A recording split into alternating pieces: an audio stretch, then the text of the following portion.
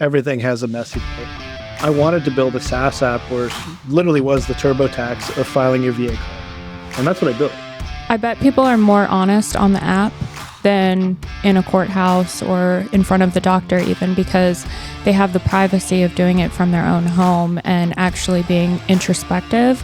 Our goal is that you file your claim once. We make a process that sucks easy, and we make it more effective, and we reduce the probability of you having to deal with it multiple times down the road. Most people don't care because they're not actually even watching your content. They're putting it on the background, or they're listening to it on Spotify, or they're at work doing something else, and you're just audio for them to get through whatever they're doing. Balance, find harmony. We get along well. I'm sure. And welcome back to the He's Wrong, She's Right podcast. I'm Andrew. This is Nona. Today we're joined with Luke Simianer. That's how you say it, right? Luke Simianer? Simianer? Yep, Luke Simianer. Simianer. Formerly of Clusive fame, and now of VetClaims.ai fame. Welcome to the show. Thank you for having me, and thanks for the fame. I don't know how famous I am, but small circles, right? Famous enough. I actually talk about you kind of, I wouldn't say frequently, but frequently enough that I'm like, yeah, something Luke and Nona every single time. Who's Luke? So you now, became a household name. Now you are she just Luke. Yeah, now she can put a face with a name, and then when she asks me who's Luke, I'll be like, broccoli head boy.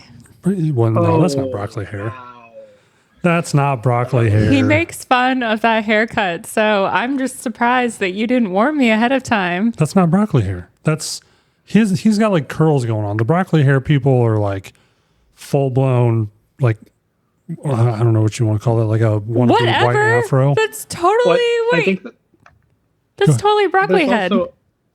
There's other demographics too that go into this, right? Like there's context. If you're wearing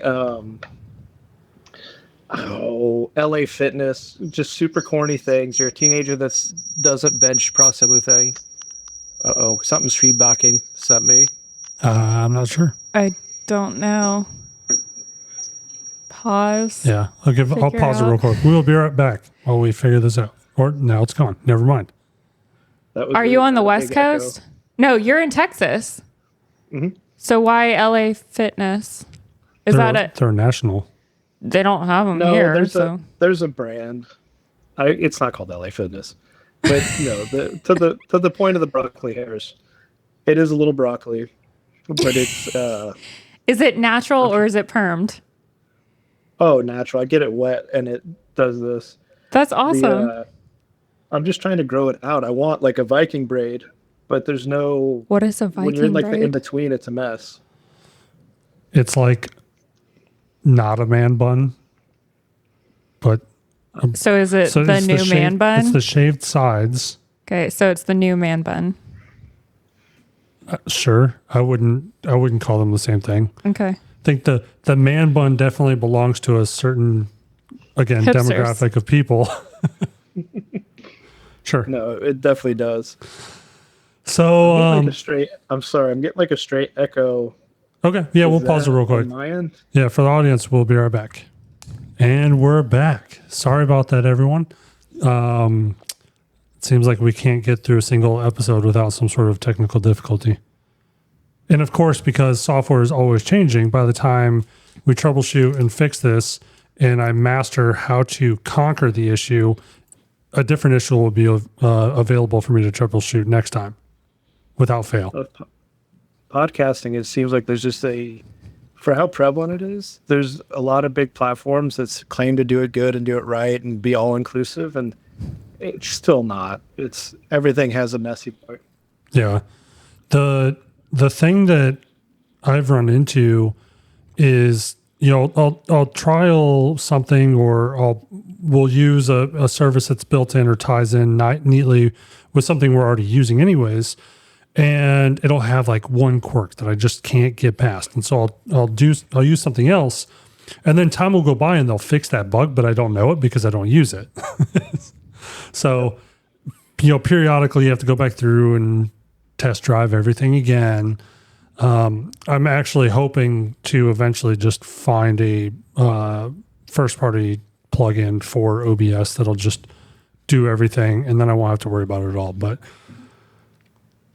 I'm sure you have to deal with bugs all the time with your brand new venture, correct? Yeah, the interesting part about working with AI is the bugs are, I would dare say, more fun to solve, right? It's not like a traditional app where when something crashes, it's like, oh man, no one can buy anything or users can't get support, whatever. We sent out a bunch of emails to the wrong people. It's much more of the model is somehow telling us that this guy who was exposed to a burn pit is allergic to donkeys, right? And it's because it completely transposed 5 different things. And we're like, well, that's an easy fix, right? Like, where is the training data that got mixed? And we realized someone uploaded a PDF that had 2 things spliced. Yeah. Anyways, so, it's a lot more irritating. So that was very specific. Did that actually happen? No. The one thing that did happen is on that strain of kind of hilarious things. So for all War on Terror vets, our uniforms were dipped in the stuff. I might still have it up. Permethrin. Permethrin, right? Yep. Well, somehow in our model, don't know how this happened or what went on, but one of the things we put in is there was an eczema case related to, we're pretty sure it was related to that, but it's one of the symptoms that can, or ways that can manifest down the road. Well, it somehow thought permethrin was promethazine. And so the soldiers' uniform being dipped in promethazine led to the forming eczema. And that obviously didn't make it through QA, but that would have been a funny one for the VA Raider to read.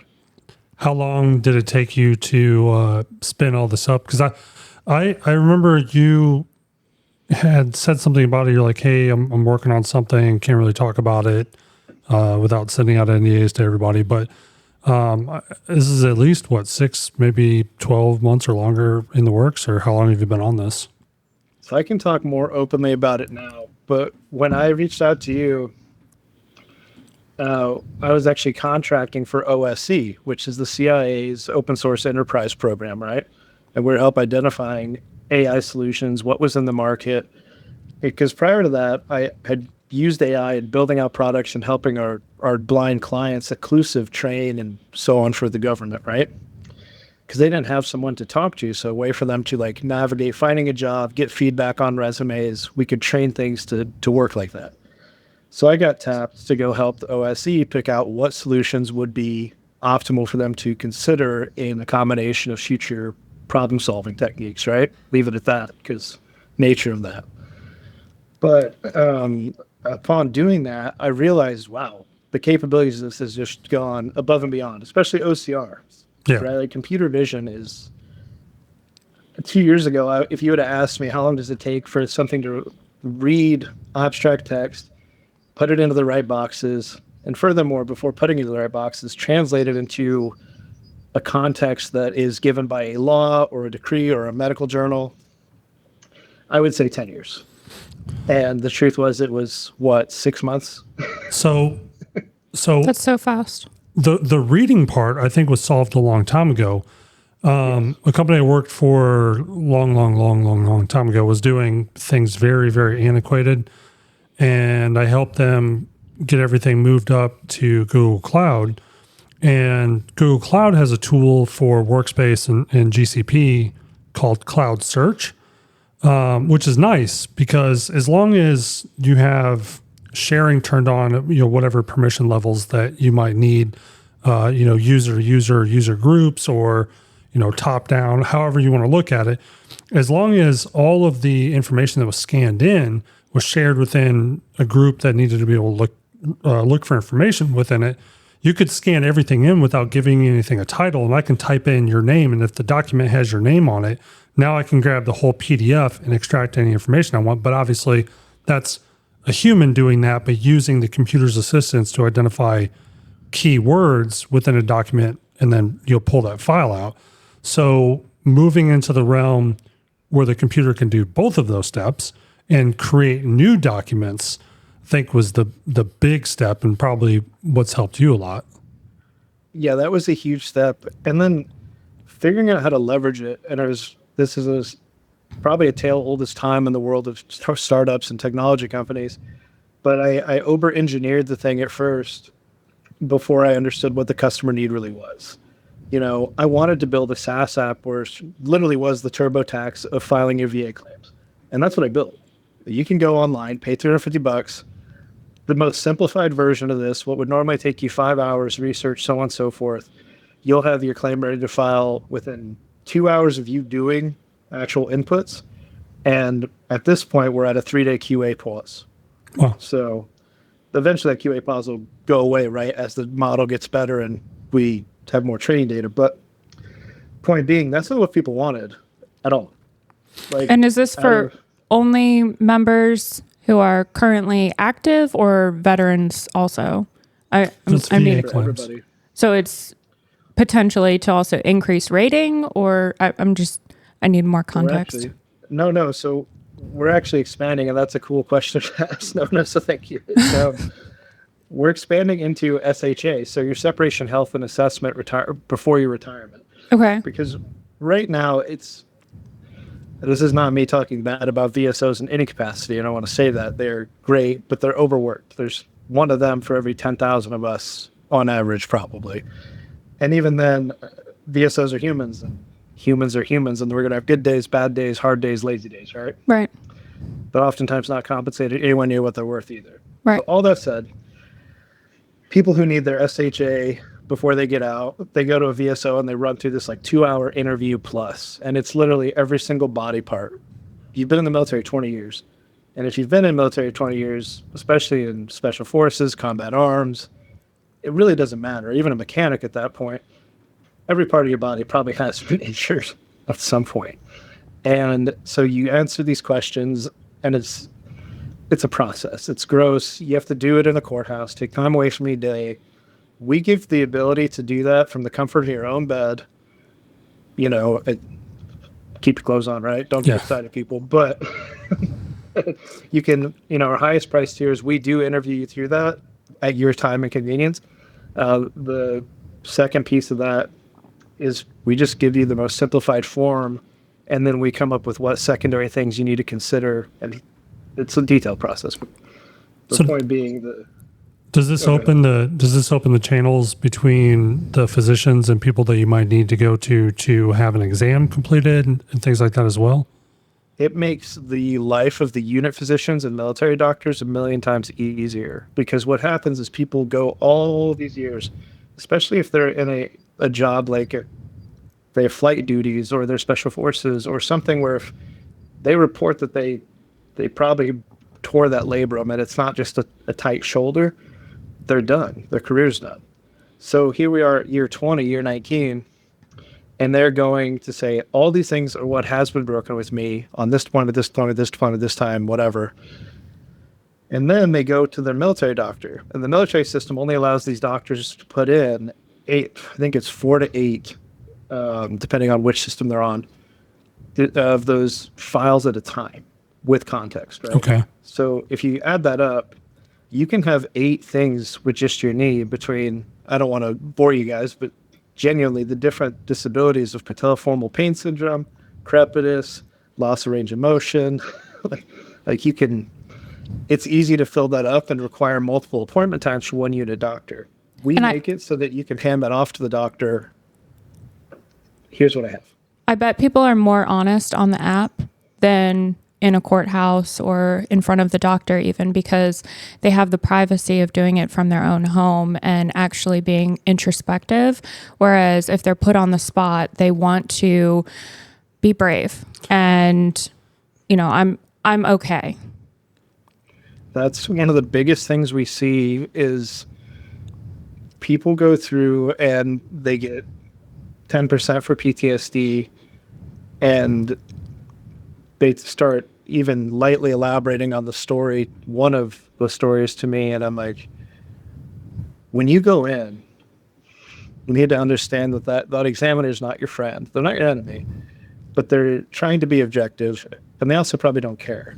Right. Because they're getting underpaid to rush through this so that they can get VA pay. We produce a whole document that press people for that, but you're very right, Nona. It's one of the biggest things, like when I said I built this app and it's not necessarily what people wanted, we had a quick pivot. Everybody has opted for our highest option, and that is getting interviewed through the process. We feed that to the AI. And in that turn, we also learned that our product actually wasn't quite ready. And we had to make a lot of adjustments. The big thing was, for example, if someone says they have PTSD, and then we ask them, do you have IBS? We're like, well, why would you ask that? Like, well, one of our veterans, the story that I always tell, it depends which one of our employees is taking the call, but I still take these calls, right? Mm-hmm.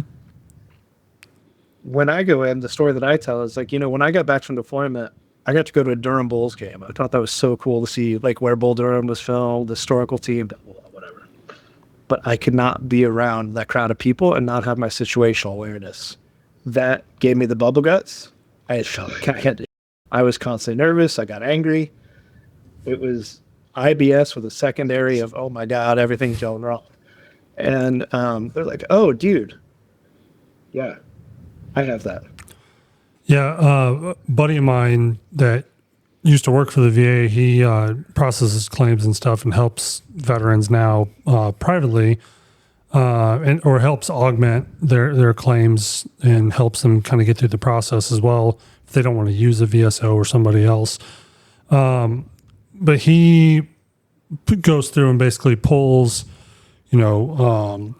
legal findings and things like that. So if there's precedent from a case where, a judge ruled that this was connected to this, if it met A, B, and C requirements and things, and he bundles all that documentation as well with your claim. Are you guys that comprehensive, or do you think that you're kind of the first stage? No, our whole aim, and that's an amazing call out too. And that's cool that guy's doing it, because I haven't heard anybody else actually really putting in the effort like that. Our goal is that you file your claim once, you do it the right way the first time, you call it a day. Okay. And that way you have a better transition period. Our mechanism and our model, the most expensive part of this outside of like the model itself was actually getting access to 20 years of medical journals. Every medical journal that's been published in the past 20 years, we got. That's awesome. And so there's some incredibly powerful things where people will say, like, vertigo is more common than I ever thought amongst veterans, just going off the data that we're getting. And the VA is saying, no, that's got nothing to do with TBI. It's got nothing to do with dyspnea from your burn pits, and it's got nothing to do with sleep apnea. And I'm like, wait, what? What's the commonality? These are all a vestibular issue, right? And I'm not a doctor. I did go to nursing school. I am a nurse. But I've been a software engineer and a CEO of tech companies for like 5-6 years now. So all that aside, our AI, our model, will cite that with an APA citation saying, hey, Mr. VA guy, I don't care what you think, this is the facts. And the court precedents, they're few and far between, but when those are usable, we will leverage them as well. And that's the biggest thing is the VA, people need to understand the VA rater, like your friend, he's not against them. But a lot of times these people don't have a service history. They're fresh out of school. It's a federal job. And if you don't put the pieces together for them, you think they know what an artilleryman really does? They play with big guns. They don't understand that a 155 can clear a grid square, and your head was 10 feet from that barrel 100 times a day on a firing mission. Right. They don't know that. Right. Yeah. When I first got out, I was part of the original, like, really long backlog in late 2010, early 2011. So it took 22 months, I believe, to get my initial claim back. And the physician that I was seeing that put the actual packet together for me on the civilian side, I talked to him, just kind of picked his brain a little bit and asked him some questions. He said he was being paid $100 per claim packet that he was putting together for a veteran, flat rate, $100. But he was also like fresh out of school. So he had just finished his, what the doctor's clinicals were they called? Residencies. Yeah. He had just finished, opened, family practice office, And he was like an hour and a half away from me, so he wasn't going to be my doctor. I'm not going to drive all the way out there. But just he seemed like he was trying to make an impression. Like, I'm going to try and do as much as I can, get you as much as I can for all these things. But he wasn't a veteran, and he didn't know how to document or the language and things like that to use to ensure that when the raters were looking at it, that it made sense, from the standpoint of this guy had these issues because of the military, not just, oh, Andrew lost his hearing. So having both, the technology to mitigate that now, what steps do you think you're kind of alleviating or removing other than some of those, like you said, like the interviews and things like that? Like what do you think the true game changer with this versus just using a VSO really is? I would say most of the time quality. Most people come to us from a VSO. Our initial buyers, in crossing the chasm, our early adopters are the people that have gone to a VSO. Sometimes they've gone to a VSO, gone to the DoD VSO, and then they've paid someone else, right, in one of these crazy claim shark contract things, which... Don't they take like a percentage or something like that? I've heard horror stories only. Yeah, I won't name the company because it's your guys' platform unless you want me to, but... Go for it. We don't care. There was a company called Trajector Medical, and we got a contract from 2 years ago that was one of the guys who've gone through them, and it's a 10-page PDF, and on page 8, it all of a sudden switches to size 8 font. And in that size 8 font is these boxes and bullets of if you're an officer, if you're enlisted, if you already had a rating, if it increases versus if it's new, versus back pay of this many months, all these subcategorizations. But the cumulative percentages were almost always between 8 and 50% of back pay. And the highest price tier, like, I'm pretty convinced, especially based upon how quickly we've grown, I could have charged 3 times more. 3 times more would have been market. For our most expensive tier, $1,250, we're still $4,000 or $5,000 cheaper than anybody else in the market doing this. But to your question, Drew, the game changer, one, we are a TurboTax type solution. We make a process that sucks easy, and we make it more effective, and we reduce the probability of you having to deal with it multiple times down the road, of the appeals process and so forth, because we prepare you on how to deal with the DBQ and CMP cancel right the first time. But have you had to deal with an appeal yet? Yes, not on one of our... Well, I shouldn't say yes on one of our claims. Not on one of ours. We've filed a lot of appeals already. Okay, gotcha. But no, I was asking specifically if any claim that you had put in, had it been kicked out, needing to do an appeal. No, so all of our... Knock on wood. We did 36 different veterans for training data before I went public with this company, because I wanted to make sure that this thing was good to go, which was a lengthy process.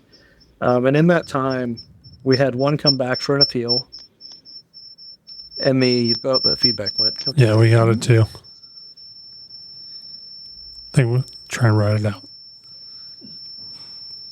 No. All right, I'll pause. We'll be right back. And back again. I actually considered, and I thought about this, because early on, I didn't want to do remote guests. I wanted, because that was a big thing during COVID. You couldn't get guests anyways. Might as well do them remote. And then that brought the barrier of entry down for a lot of small people like us to be able to start a podcast, because now I don't have to fly in rich people from all over the country and pay for their lodging and everything else. Or as somebody we know wanted to charge you to come on their show. You're welcome to tell that story. We can talk about that another time. Let's save that one. So we don't need a lawsuit. Yeah. I very, very early on, I was adamant that I didn't want to do remote guests. I wanted to have them in person with a few carve outs. Like there are people that just are too busy. There are people. We had a guy from South Africa on. He does like private security and stuff in South Africa and community policing. Obviously, he was not going to fly. Yeah, he's not going to fly here. So stuff like that, like that. And Luke is entirely too busy to fly to Wilmington, North Carolina. So I don't know. This dude's all over the place. I love Wilmington. Also, I would be there in a heartbeat. You've been here at the yeah. When? I love Wilmington. I was stationed at Fort Bragg. I used to escape to Wilmington like every other weekend. Oh my God, I had no idea. What year? 2010 to 2013. 10 years ago. 10 plus years ago. Yeah, I just, there was no overlap for me. So. Anyways, before Kanye over here. So I talked to John Cardillo. He had texted me and wanted to ask me some questions about something. He was like, man, I like, how you guys are starting with your podcast. I have some recommendations, suggestions, some things I think you guys are doing well, some things I think you can improve on. And basically the first thing he jumped out was like, you guys need to get guests on the show. I was like, man, I want to. Okay, it's too boring, just he and I. Sure. He's like, you should bring him in or have remote, do this and that. And I was like, are you sure? Like, are people really going to watch remote guests right now? He's like, dude, most people don't care because they're not actually even watching your content. They're putting it on the background or they're listening to it on Spotify or they're at work doing something else. And you're just audio for them to get through whatever they're doing. So just, obviously you want quality guests. You don't really want quantity. But just start bringing people on and they'll help promote your show as well because they want the exposure, telling people, hey, I was on this podcast. Check it out. We talked about this. So it seems like every time I'm like, I know I'm going to do it this way. And then somebody smarter than me is like, no, don't do it that way. Now I'm just questioning John's mentality if he is saying that you are helping people get through their day. He's just saying in general, like, putting on people that put on music just to put on music. They're not listening to it for the lyrics. Whatever you want to believe. My girl does that. She puts on Kill Tony and does whatever she's doing. And Kill Tony? The Kill Tony show.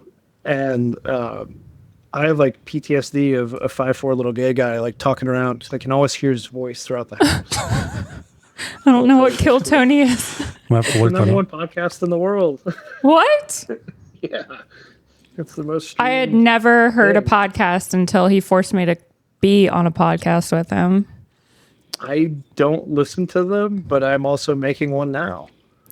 You're making your own podcast? Yeah. What is it going to be called? So we just filmed the first episode yesterday, actually.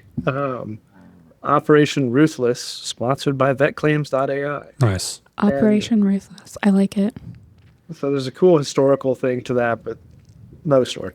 The Operation Ruthless part of it is really about how I feel you have to be in getting to your next mission after the military. When we lose the most people, it's in that trough of 3 to 5 years after military service. Not finding their next mission, not finding meaningful employment, relationships, money, credit, life, structure, etc. is all just in the dumps. You don't want a 29% interest rate for the rest of your life? Currently date. I avoided that somehow. Then Amex. That's amazing. Then I get successful, and Amex hits me with like a 30, and I'm like, oh. What was the point? I should have just bought the damn Challenger at the off-duty one. Yeah. So you said that you went to nursing school. That was after you got out, correct? Yes. Where did you go? At the University of Nebraska Medical Center. Why Nebraska? Is that home? That's where I'm from. Yeah. Okay. And you needed a home base. You went back. You went through nursing school. What did you do after that? Oh, after that, it kind of went like that. It was a rough transition to say the least. But what I did after nursing school is I actually worked in an ER for 6 months. Okay. And then kid came in with a broken leg. Mm-hmm. Compound fracture is pretty gnarly. And I keep the kid calm, talk to him the whole time. Normal stuff for me at that point. But the dad came back the next day and he said, hey, you treated my son yesterday. And I was like, yeah. And he's like, were you in the military? I was like, yeah, I was a Cav Scout. And he's like, did you deploy? I said, yeah, I went to Afghanistan, had a Purple Heart. I could tell the dude was kind of a crusty older vet. He's like, you want a job? I like look down at my name tag and I'm like, pretty sure I got one, man. He's like, no, you don't have to wear scrubs and you'll get paid 3 times more. And he's like, how much you making? And I was like, 65. And he's like, yeah, 3 times more. And that's when you know he told you too low of a number. Yeah, or I should have like 100. But anyways, I was like, sure. He's like, here's my card. We'll go to lunch. And at this point, it was his card was still a Blackwater card, but he was no longer working for them. It was like V or whatever the spinoff was. And they had a subcontract that was to another company in Colombia, South America. And I became a tactical medicine instructor in South America for a little bit. And that was really fun. Good money, got to make a bit of a difference. Came into some moral objections in the war with the FARC. Well, we don't have to dig into that here, but neither which way. Did that, came home. I thought I wanted to go to nurse practitioner school, which I did. And one day I just said, no, I don't want to be in fluorescent lights anymore. I don't want to do these things that activate memories that aren't so happy. I want to have some emotional bandwidth left at the end of the day. Ironically enough, I became a startup founder, but to skip to that point, I moved to Austin for a girl. I was in Michigan going to school. Oh, for a girl? Okay, keep on with the story. Yeah, no, I moved to Austin for this girl, and I was like, I don't know what I'm going to do, but I'm not going to be a nurse anymore. And in Austin in 2018, it was like the tech gold rush. If you could write a line of code and breathe on your own accord, you'd get 80K. And so I was like, okay, I should teach myself how to code. And I did that and got a job at an insurance company, and that insurance company got sued for an accessibility issue. I solved it. That's what inspired my first company.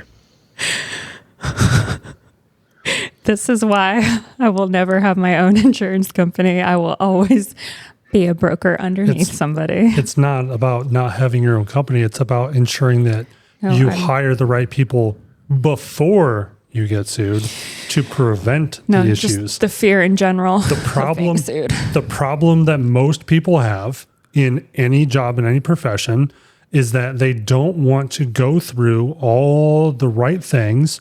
They don't want to take cybersecurity seriously. They don't want to take, accessibility and all the, oh my gosh, what do you call that? The like handicap. There's actually a name for it. Yeah, like, WCAG and yeah, it's ADA requirement. Yeah, ADA. There we go. If you have a physical store with a wheelchair ramp, your digital store needs a wheelchair ramp too. That's the easiest way to simplify that law. Yep.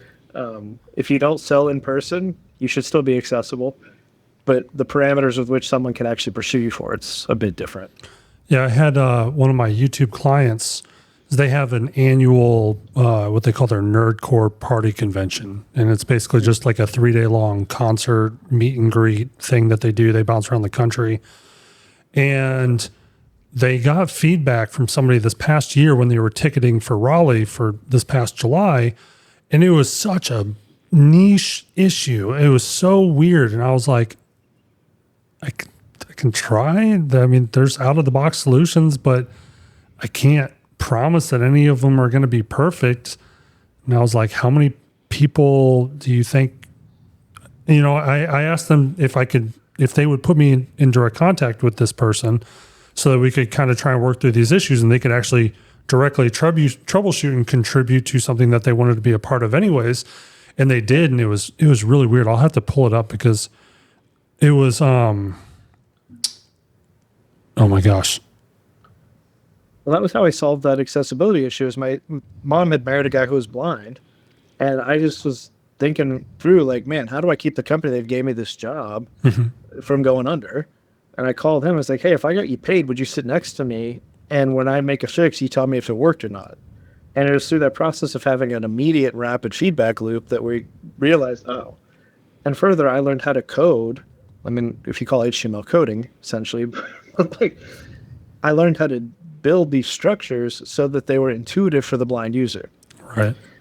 And it was, that having that person come help you is a genius move, man. Yeah, and go ahead. No, I was wondering, was that how Clusive started? Yeah, that's what he was saying. Your uncle, right? That's what you said. Stepdad. Well, okay. Whatever. I don't know. My mom married him for a few years. It's a whole other story. Uncle and stepdad are very different, but okay. You know how I am with details. But wait, hold on.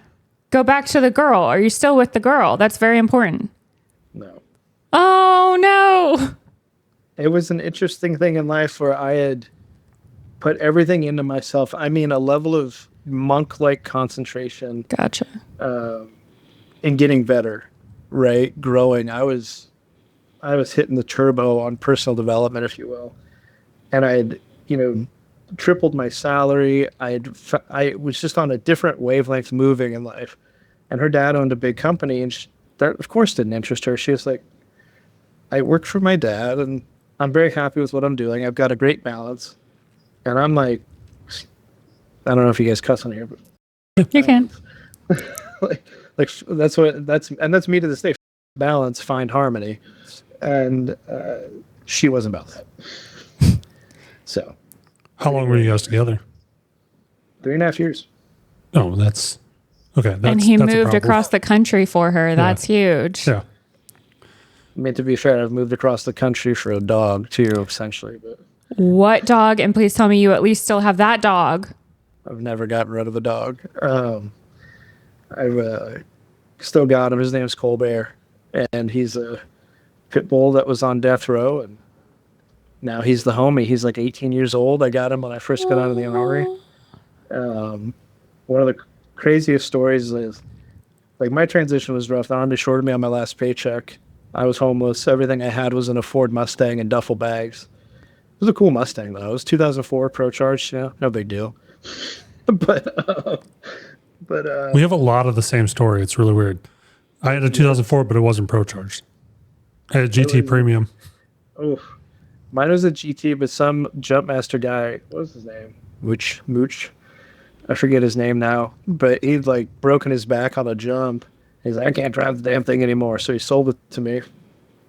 And anyways, I go pick up Colbert. My mom and sister had him, and I just remember looking at him. I was like, he was an angry, aggressive little shit of a dog.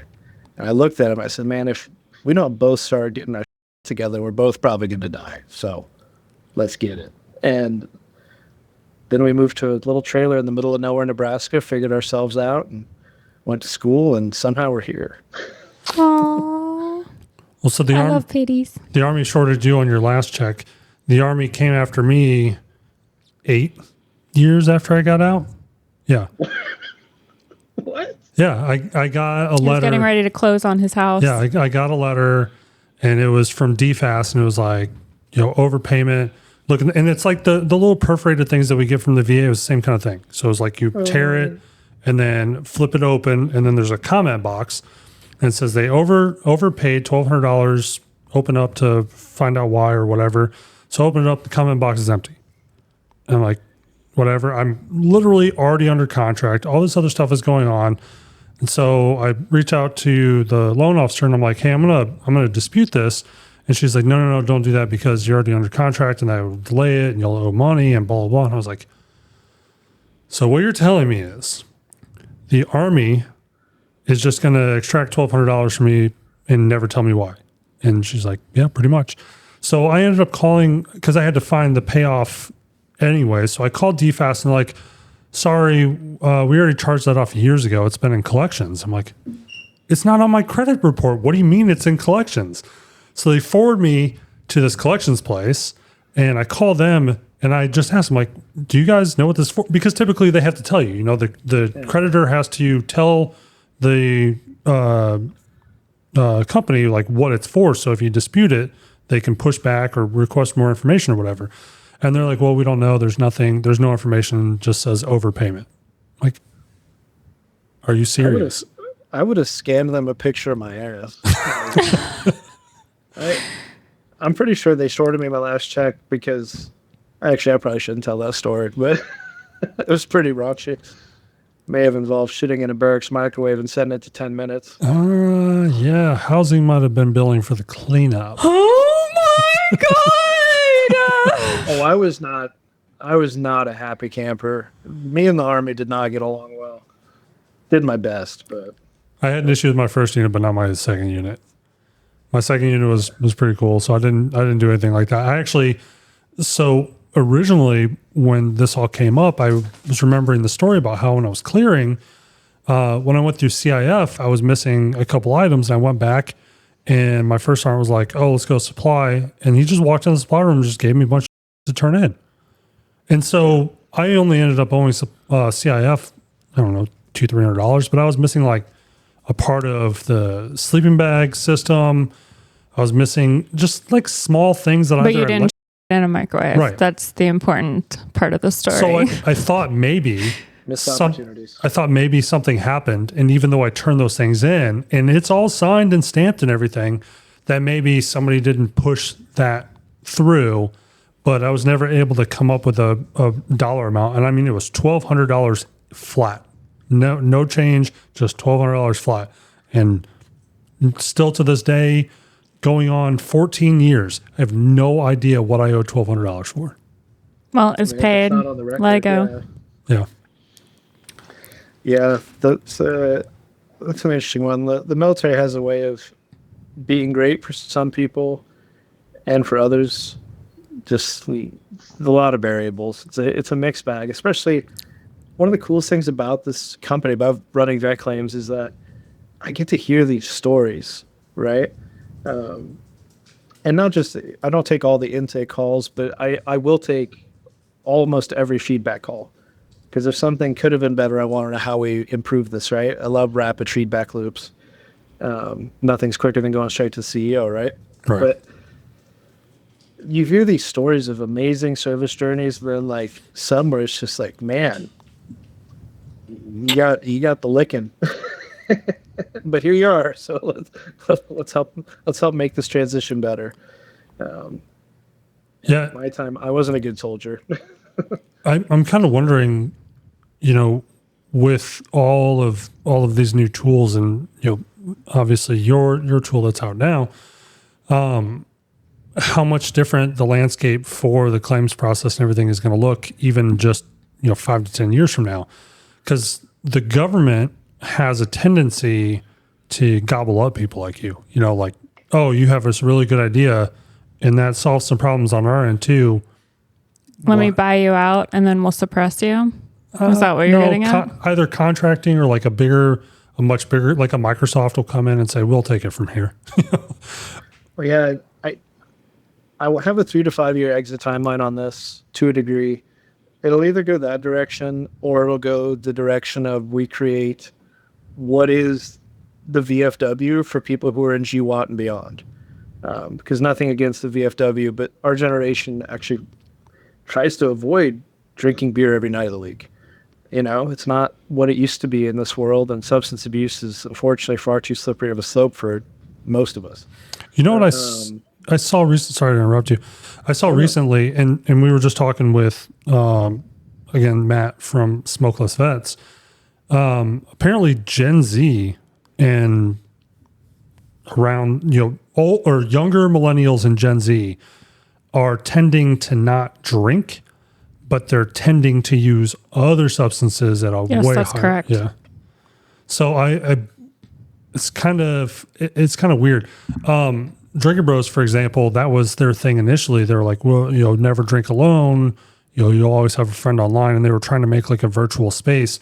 But I don't think that works at all for a community. That's good for starting it, but eventually you have to move to a physical. It doesn't have to be necessarily like a brick and mortar, or maybe it does, but there has to be some sort of physical community building. Everybody coming together, hanging out, the VFWs, the legions, the things like that, like you said. It's not even necessarily that not everybody wants to go and drink. It's just, what else are you doing? I think one of the most powerful veteran organizations, in fact, the most powerful veteran organization I've been a part of, is probably Warrior Rising. And not even probably, is Warrior Rising. And I'm not saying like I'm on the advisory board or anything like that. They don't pay me. it's in one weekend, they can make a transformative impact on a veteran's life, especially a veteran entrepreneur in particular, right? And that's a small subset. Now, how do we take that and the tribe that they've built around this thing that has occurred for multiple one weekends event, maybe 100 plus one weekend events over the years, this massive, powerful tribe of connections, how do we take that and make it not just special to veteran entrepreneurs, but to people who are just trying to carve out a living so that they can feed their kids? All right. Right? Or get through that transition struggle. And the long vision I have with VetClaims.ai is that it's twofold, right? I've sold into the government before with Inclusive, and I've fought the uphill battle to make a systemic change using a technology product, right? And what I found is that that doesn't work, right? You know who does that? The Bill and Melinda Gates Foundation, Jeff Bezos' wife, right? When those people want to see something taught in a school, they write a check and it happens. And they want to see a change in a government policy, they write a check and it happens, at least at the state level. Fed level's more, that check still exists. It just goes to 10 more routes. Right. The ability for a for-profit company to just change something on their own doesn't exist until they're public or bigger. And so what I've done with VetClaims is take the alternate approach. I'm going to not beg the government or beg the VA to, hey, this works better, use my thing, do this stuff. I'm going to accumulate all the data by becoming the dominant forces in the market. I'm going to suffocate out all the claim sharks because their Better Business Bureau profiles are disgusting.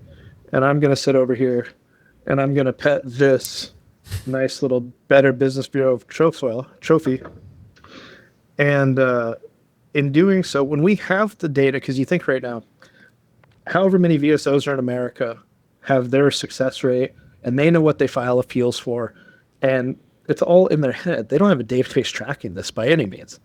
But when one company can say, hey, we did 1 million claims this year, and of those 1 million claims, you appealed 70% that had tinnitus, right?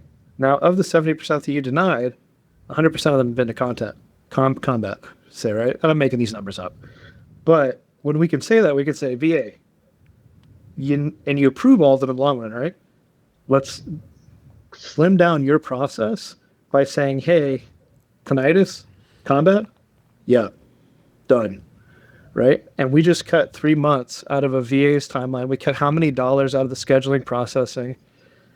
Essentially, when we can throw the government's inefficiency in their own face by being the collection point of all this data, that's how we create systemic change.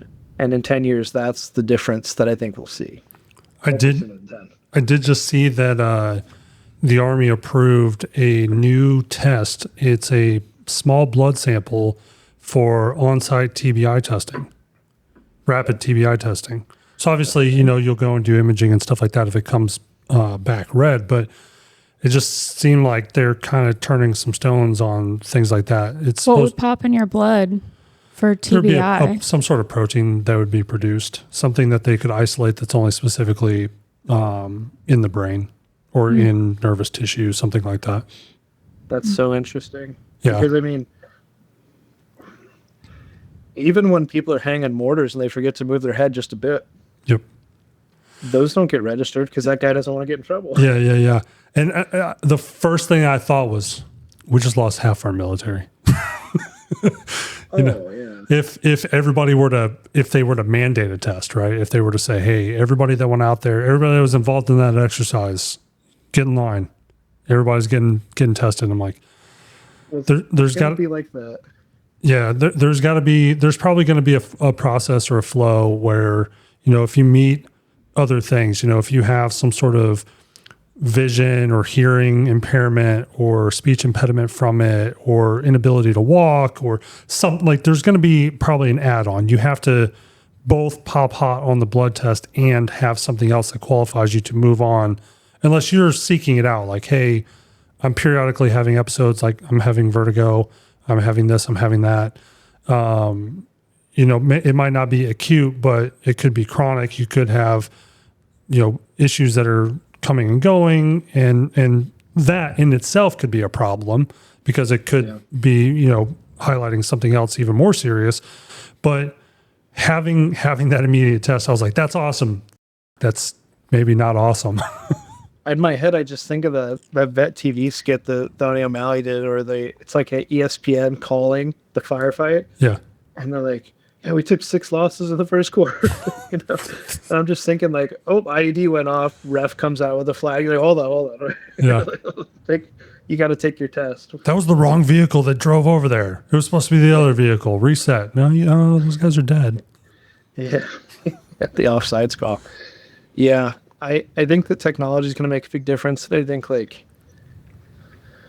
don't want to get into speculation on future wars, but it just doesn't seem like anything about our military is going to be pretty for that. I do think it has the potential to change people's perception of medical, military medical care and VA medical care, because if you can test early and start treating early, so you have guys that are amputees that continue to serve, after they lose a leg or whatever. You have all these other things. So there's no reason why somebody with an MTBR or something like that, as long as it's under control and you know what's going on,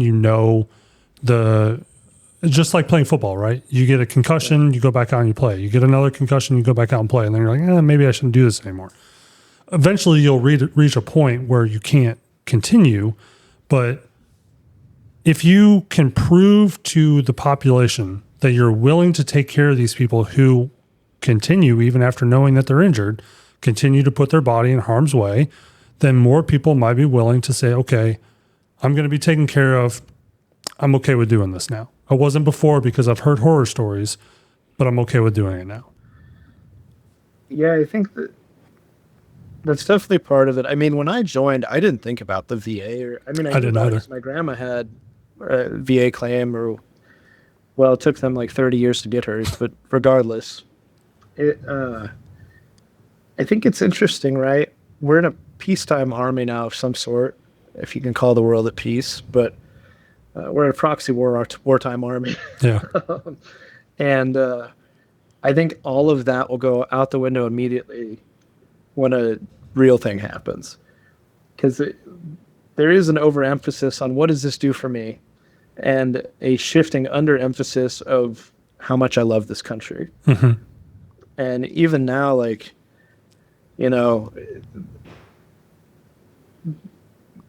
don't want to go into classifying the Afghanistan war as to what I think it was. Oh, we all know. When I thought I was serving my country, I was serving some politician who had some motive to do something in some place, and some asshole who had a lot of good stocks in the military industrial complex. And, I get that now. And I still love this country, but now my whole thing is, how do I get the people that did serve, whatever their intentions, whatever their purposes, whatever they went through, to keep being productive members of society and realize that the mission doesn't stop. Right. My love for country, that continues in the businesses I build. Right. And I think it's just for everyone. Magical feedback. Too much patriotism. Yeah. It's your personal agent telling you he's listening.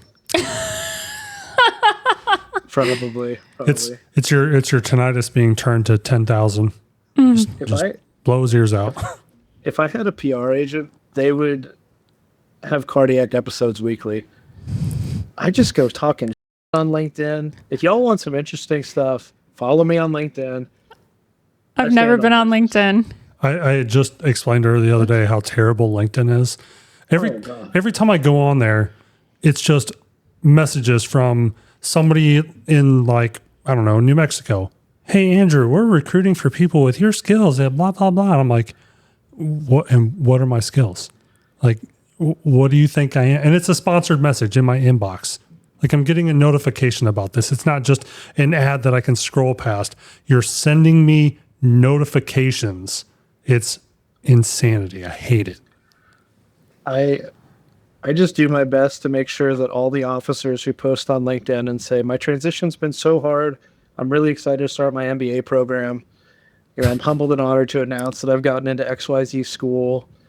I just make sure that they know how much I love them and support them. And that is complete sarcasm. Okay. When you were first coming on, I noticed a book behind you. business law. Did you also go to law school? I wanted to, and I've actually very much considered going back to it right now. You should. Well, I wish there was a way to take the bar exam without having to go to law school, but isn't that in California? I feel like that's a California approved thing. Just recently that happened, I believe, in California. It's still like 4 years of so many hours in an office. It's almost longer than just so basically like being somebody's bitch for 4 years. Did you ever see, did any of you guys see that story of that guy that won like 70 cases without ever taking or passing the bar? No. Just some self-educated guy, and then he ended up being arrested for, I guess it's similar to impersonating an officer or something like that. You guys are very similar, because I've been saying that about Andrew also. He needs to go to law school. I defended myself in a UCMJ case, a big one that was a whole bunch of BS pinned on me for no reason. And the unit essentially took my rank, took my pay, and then said, well, if you win, you get it all back. Right. And so I'm in post-deployment, PTSD'd up, E1 now, with no money, also going through a divorce. Yeah, my transition sucked. But I spent every day at the library learning how to defend myself. And I won. Nice. And the same thing happened without feedback. The same thing. It doesn't like divorce either. I guess not. That PR agent's really kind of in there. What is that? I don't know. There's nothing moving over here. Here, hold on. Let me try this. Wait. That's not our side. I turned off our microphones. No? Maybe. I don't hear it anymore. No, that same mindset though, just like read the law and figure it the heck out. That's how I ended up winning my own VA claim, and that was 6+ years ago. But the entire VA claim, like Claim Shark industry, they're charging people for these nexus letters, right? This is one of the things I was recently talking on LinkedIn about. But this guy who's pretty prevalent in the veteran space, in veteran benefit space, I should say, was like, nexus letters, blah, blah, blah. They're so key, so critical. And I was like, if you can show me in 38 UCR where the word nexus or nexus letter shows up, I'll give you $100. Put that in a comment so everybody can see it. And silence, crickets. What is a nexus letter for non-veteran people? Yeah, the nexus letter is, nexus in the dictionary is a connection between one or more things.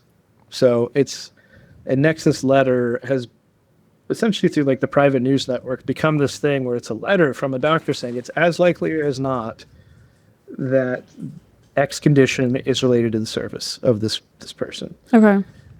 And they charge $500 to $5,000 to talk to providers in their network. Per letter? Yes. Yeah, Chris got this done for me for free. Oh my God. And so they trope around like it's this dogmatic thing. A nexus letter has to come from a doctor.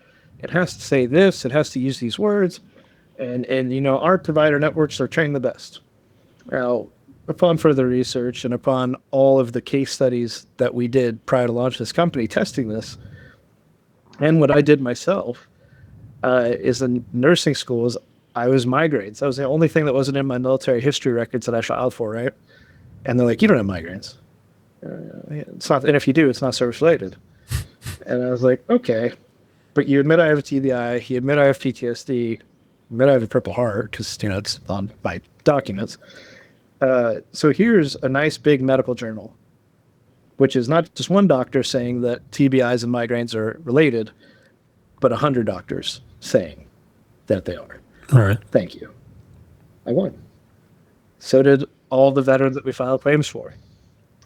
That was my nexus to starting this business. I approve. Hell yeah. Well, want to wrap it up here, but I don't want to force you out. Are there any other key points or things that we should talk about? We should bring up anything people should know? I don't want to come off self-promoting. Absolutely. Self-promote away. Fine. I won't bill you for it this time, but next time I will. Stop. No. Promote yourself. Share. I want an inside tip. We can move that to a separate call, but I do want to ask you about the podcast stuff. But no, as far as me, as far as veteran entrepreneurship goes, please do reach out. Whether you need help with the VA claim or not, follow me on Instagram, LinkedIn. I'm Luke and Austin at Instagram. I don't know. You can Google me. I like being able to say that. Well, yeah, we'll put it all down in the comments. So besides the Better Business Bureau, I also saw another possible award behind you that said Bunker. Was that from Bunker Branding? Bunker Labs. They're the why don't you let... I'm not going to say my opinion. Never mind. They're a veteran entrepreneur. Let him talk about it. Incubator. They don't really do that anymore, though. So I don't actually know what... They just got, acquired. They're a nonprofit. So I don't know how that works. But they've done some good things. I don't know what they're up to now. But that trophy right there is from me running the Austin City chapter and helping veterans in Austin that want to be entrepreneurs get on the feet. Okay. My most prestigious award, aside, I guess, of having a Purple Heart, is last year I got awarded by the Texas Business Hall of Fame for innovative leadership, which is a very cool deal. That is very cool. Congratulations. Thank you. It was, that was a special moment. That was the culminating factor almost of 4 years of my life doing something that people told me I couldn't do and was dumb for doing. And having a company that had half our company was always people who were blind or low vision, and we had no turnover. Nice. Well, you sound like a huge asset, not only to the veteran community, but to Austin in general. And I mean, obviously you're affiliated with Warrior Rising, which is based out of Salt Lake City. So you're a national phenomenon. Phenomenon. I'm gonna dub that. What was that little character? See, he just makes fun of me. Trying to give him a compliment over here. That's his job, Yep. So for all those watching, listening, everything like that, where else can they find you? I mean, I'll put it all in the links or the comments and descriptions and stuff. But other than LinkedIn or Instagram and VetClaims.ai, what else you got? Build with Lucas if you need a website. That's the main ways to reach out to me. LinkedIn is probably the best. I'm pretty active on there. I like drawing discourse because I think it's a platform that is ripe for being repurposed, and we're on the cusp of it. Oh yeah.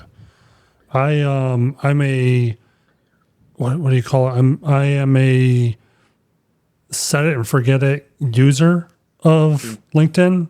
We push our content there, and I don't. We do? Yeah. I had no idea. I don't interact or engage with anybody for any reason at all. I'll get messages periodically from guys like from Warrior Rising that I haven't seen or talked to in a while that don't have my personal contact information. And I'll be like, hey, man, what's your email? What's your phone number? And that's about the extent of it. And I only check it once a quarter, maybe. So if you're one of those people that's reached out to me recently, I'm much easier to find on Twitter. But you should that's where you need to be. Twitter's so fun. I do need to start, X, right? You don't want to make Elon mad. Dude, it's one of those.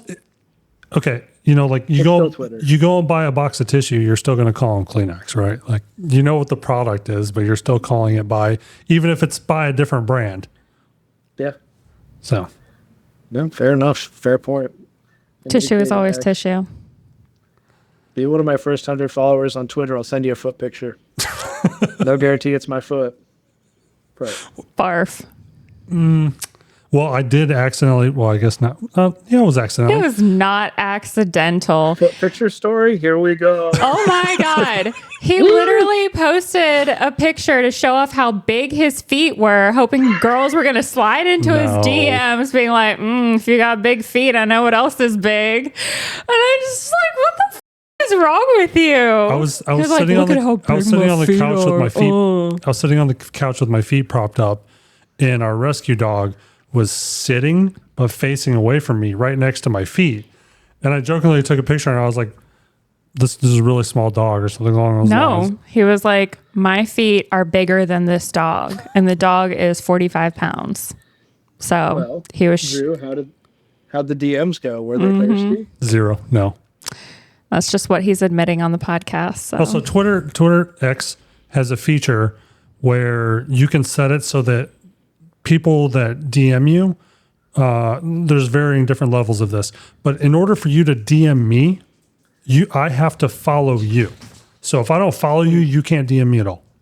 And then, of course, it also filters out, all other spam and scams and everything else like that. So I don't get any messages aside from a handful of people to follow up in a conversation that they didn't want to talk about in public. Look at how big my feet are. I mean, I'm going to give it a shot now. Yeah, go for it. My girl get mad as hell at me. I get pedicures too. Please talk him into it, because I asked if he would go just one time with me. I was like, you get like a little massage in the massage chair and your feet get taken care of. I go to this place with my girl and they give you a margarita. You get your foot rubbed. You can get your sheets cleaned up. A margarita. Oh, the best they offer around here is like boxed wine. Yeah. Ooh. Yeah. But also I'm going to like mid tier, not like high tier, because I'm poor. So where would be a high tier? Head to toe. Absolutely. Milk and for honey. A pedicure? Yeah. Oh. Milk and honey is that expensive. Dear God, I thought we had fraud. My girl bought some shampoo the other day. She told me she was going to get some shampoo. $90 later, I was like, I don't even want to tell you the that came out of my mouth. But curls. Yeah, your curls are beautiful. See, I'm not the guy that goes and buys the 17-in-1. He only gets a 5-in-1. He's somehow so much better than a 17-in-1. Well, when you got the crew cut, I do miss that. When you have the crew cut, you don't think about it. You're just like, is it clean? It's clean. Okay, please tell him to exfoliate his skin. He has so much dead skin under this beard that it's just that's your job, dude. I have been trying for years, and I literally will buy stuff and just like, can I please? And he's like, that involves stuff. You need to stop asking and just force it. My girl had to force it on me. She's like, you shut the hell up and just relax. Put some on the TV in bed. He cried when I plucked one eyebrow hair. No, you can't be plucking hairs though. That's off limits. Fine. Okay. I won't pluck a hair, but I get to exfoliate that dead skin off of you. Yes, please. I'm going to get my claws in there. Just make it happen. On that note. Yeah. You know what we're doing tonight. Drew's never going to talk to me again. No. You are banned forever. Life. You guys literally are like, he could be like your little brother. Your actual little brothers are... Luke. Luke could be my little brother? Yeah, absolutely. Your actual little brothers are nothing like you. Which of us are older? When were you born? I'm guessing that Luke is younger than you by like 3 years. Wow, that's just my guess. How old are you, Luke? I'm born in 92. I'm 31. Oh, yeah. So you're... I was close, but 6 years younger than me. Yeah, a couple years off. He was born in 87. Yeah. He's got baby face. Are you kidding me? He's a baby. This camera angle is not the most flattering, but whatever. I knew I was older than him. Okay, whatever. If you say so. All right. Well, Luke, hang on here, and we'll continue our off-channel conversation. But thanks for coming on, man, and wish you the best with vet claims. For anybody that's looking to start or file a claim, I encourage you to go at least check it out, read some testimonials. They've got... I skimmed over the website while I was on here. And, of course, now you can go and harass him on LinkedIn and get all the information that you need. So, man, thanks for coming on. And got anything else? Got any closing comments? No, thank you for having me. And thank you for cataloging your progress in building this out over Facebook. It's been fun to watch. So you saw how terrible it was. It's been fun to watch and make fun of. No, that's every startup. You're going to eat a sandwich, and you're going to figure it out along the way. The game is how quickly can you iterate, and you guys have done a great job of that. So it's an honor to be on here, and especially thank you for cataloging it, showing how it happened. Yeah, appreciate it. All right. Well, that's been it for us. Thank you guys for watching. Bye. Goodbye. Bye.